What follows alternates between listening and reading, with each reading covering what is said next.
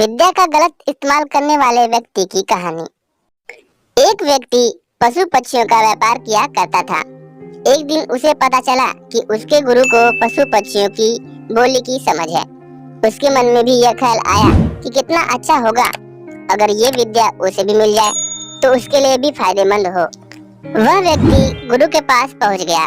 उसने अपने गुरु की खूब सेवा पानी की और मौका पाकर उनसे ये विद्या सीखने का आग्रह किया। गुरु ने उसे वो विद्या सिखा तो दी, लेकिन साथ ही उसे चेतावनी भी दी कि अपने लोभ के लिए वो इसका इस्तेमाल नहीं करे, अन्यथा उसे इसका कुफल भोगना पड़ेगा। व्यक्ति ने हामी भर दी।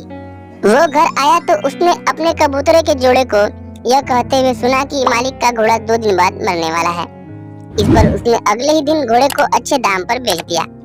अब उसे भरोसा होने लगा कि पशु पक्षी एक दूसरे को अच्छे से जानते हैं। अगले दिन उसने अपने कुत्ते को यह कहते हुए सुना कि मालिक की मुर्गियां जल्द ही मर जाएंगी, तो उसने बाजार जाकर सारी मुर्गियों को अच्छे दाम पर बेच दिया।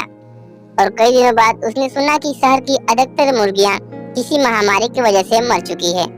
वह बड़ा खुश हुआ कि चलो मेरा नुकसान नहीं हुआ। इसी प्रकार अब वो व्यक्ति उनकी बातें सुनता और मरने वाले जानवरों को पहले ही बेच देता। लेकिन एक दिन हद हो गई।